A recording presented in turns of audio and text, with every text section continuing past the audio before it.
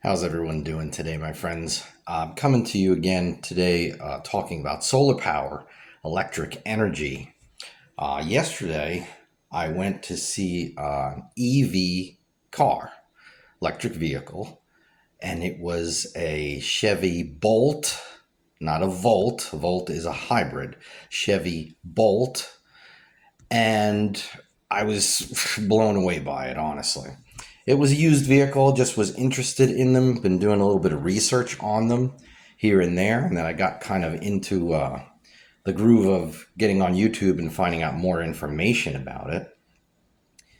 And I just said, I called the dealer. He was about 45 minutes away from where I live. And I said, I'm not a buyer today. I always preface that so they're not going to, the hard sell and oh, let's go to the finance office. You know how it is when you're buying something from a dealer. They want to sell it to you today. Oh, that deal is only good for today. Yeah, and then tomorrow or the next week, it's the same deal. So, anyhow, um, honestly, the dealer was not that knowledgeable about the car. They were a Chevy dealer, and they just kind of was sidestepping some questions. That's why you always do your own research, my friends, before you go to do anything. Even when I go to the doctor, I could do my own research medically. It's you know, my life, my body, and I have to be aware of what I need to ask. So what I did was I just basically talked to them about what it was, how old it was. It was a 2017 Chevy Bolt. It only had about 13,000 miles on it. And of course, it was an elder man that owned it, and he passed away, and sob story, and you know how it goes, my friends.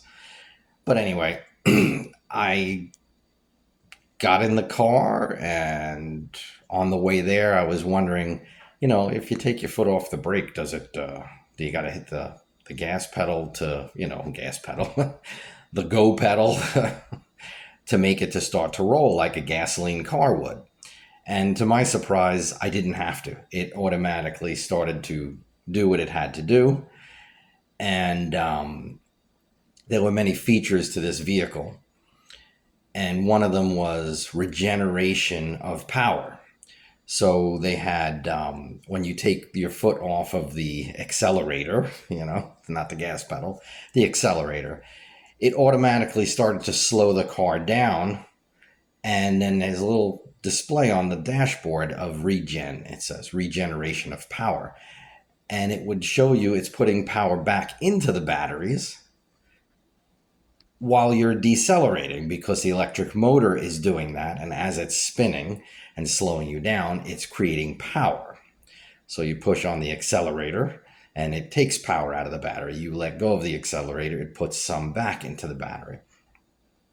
That was the first surprise that I had. Other than it was extremely comfortable, in my opinion. Some people complain about the seats. I'm not a very large man. I'm about 5'6", 150 pounds. But it was a comfortable vehicle to me. And I went, did the little, they take you around where they have the insurance to drive it and such. You've all driven vehicles at dealerships, I'm assuming, or test driven a car. And when we got into the parking lot again and put it into the parking spot, I'm looking to how do I put this thing in park, right? So on this little, it looks like a shifter shifter lever. I can't talk today. There's a little button on it that says park. You just push the button, bingo, you're done. To put it into reverse, you had a little electrical button on the side. You push it forward into the side, it goes into reverse. And he says, oh yeah. And he says, yeah, there's a sport mode on there. I says, oh man, I wish I would have tried that. He says, I said, well, can we go back out? He goes, yeah, sure. Turn the car back on, turn it on, push the button on. And I put it in sport mode, and my friends, I have a Mustang EcoBoost, 2019 Mustang EcoBoost with a turbocharger on it, right? This little car will blow my car away, okay?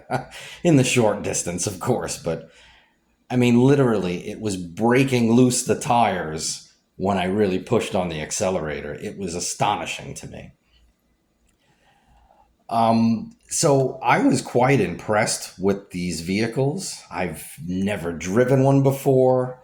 Uh, kind of vaguely looked into it. I said, "Oh, but yeah, but you got to plug it in at night. It costs a lot of money." It doesn't. Mattering on how much you pay per kilowatt hour in your electrical system in your house. You look at your electric bill, you use 30 kilowatts a day or something. And this battery capacity was, if I remember correctly, 60 kilowatt hours. So it would be like where I live, it's about 15 cents per kilowatt. And of course, you have your taxes on that and blah, blah, blah, blah, blah. You have your fuel charge, your energy charge. But altogether, the fuel and energy charge is about 15 cents per kilowatt. So if you figure it out, I'm going to grab my little old decrepit calculator here. 15 cents times 60. It would cost $9 to charge the car, and it'd go about 200 miles. My friends, it's the wave of the future, really. They're very efficient vehicles. They're not, let me say this too, they're not made for very long trips. You can go on long trips, then you have to find, remote charging, at which they have plenty of remote charging stations out in the world today. Even on the display screen in the vehicle, it will show you where the charging stations are in your travels when you GPS where you're going. But it's really not made for long distance travel. So my experience yesterday, it really intrigued me. Now, some of the other things that you need to be aware of. Your registration will be more expensive, mattering on where you live. I didn't look into it personally for where I live in the state of Florida, but some states, from what I've seen on YouTube stuff, they could be up to $200 to register the vehicle. Why is that? I don't know, to be quite honest with you. Maybe it's to keep the charging station infrastructure up. You know all the excuses the government gives you, right?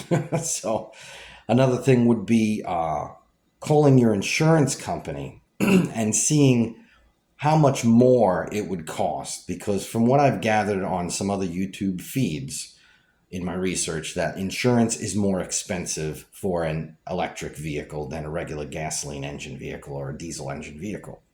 Why is that? I don't know. Again, I have no idea. Maybe because if it's in an accident and the battery happens to be damaged, it can be very costly. So this was one of the things that I also was kind of a negative Nancy about years ago when all these electric cars came out. Yeah, really, how long do the batteries last? How much does it cost to replace the batteries in them? And it is quite expensive.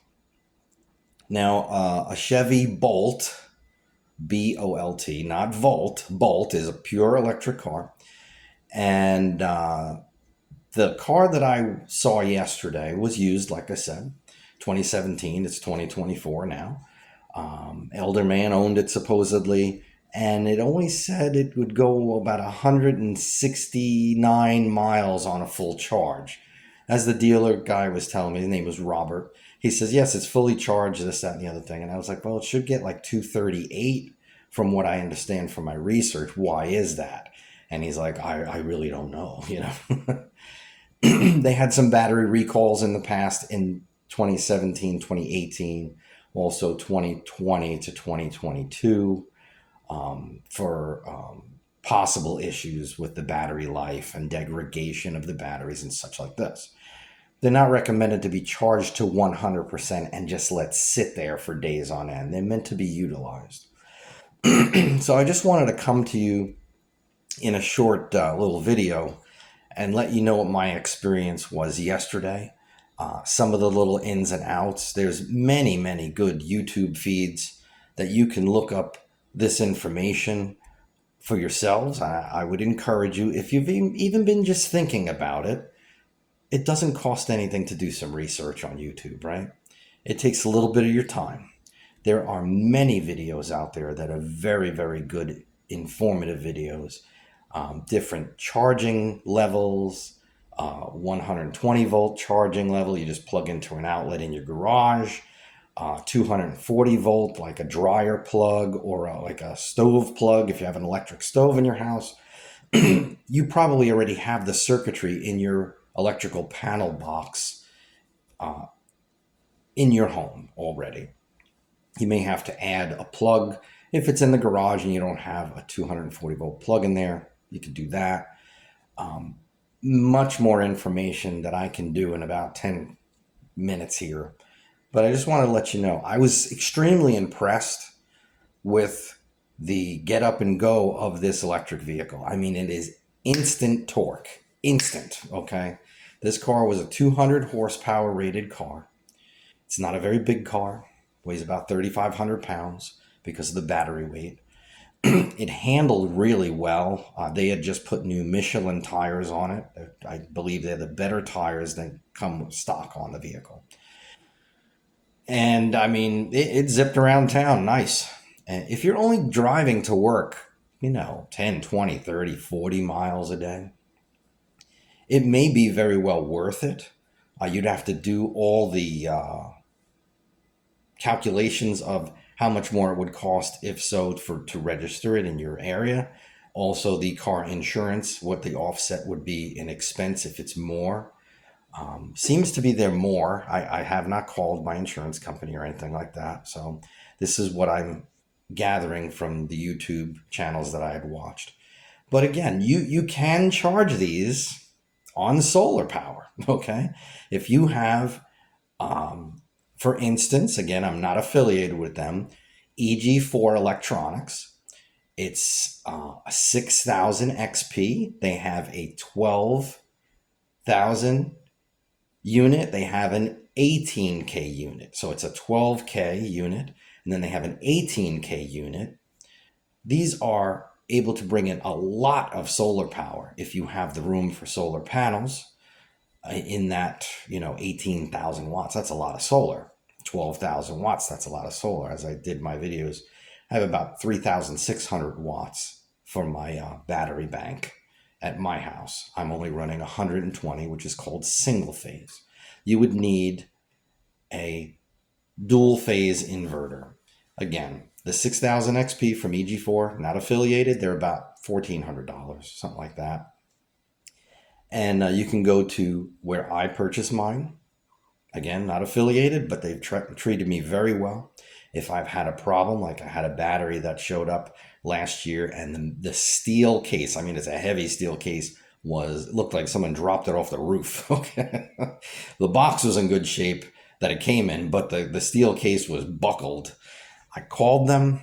Of course, they said, oh, we'll discount you $200 if you want to keep it. No, thank you. Send me one that's not going to be damaged. I don't know if it's internal damage or not.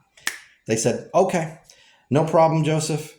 We'll get you a label. The UPS will come pick it up, blah, blah, blah, and we will ship one out immediately. And they did. They took care of me very well. I've been very pleased with signaturesolar.com to buy my equipment. All right, so you can charge it on solar if you have enough power coming in. I mean, I could do it with the system I have through a regular outlet socket that my solar system and my transfer switch is all hooked into. And then it's free power when my batteries are charged. I mean, I can just charge it off of the sun once my batteries are topped off, or I can utilize my battery storage power to charge the car. All right, my friends, just some food for thought. I just want to make a little short clip here. Looks like about 14, 15 minutes to give you a little bit of information and what my experience was. I was smiling in this little car. I really was. I was extremely impressed because I didn't expect it to be as good as it was. All right, my friends, I hope this helps you out. And if anything, leave a comment in the comment section down there if you have any questions. Alrighty, have a great day.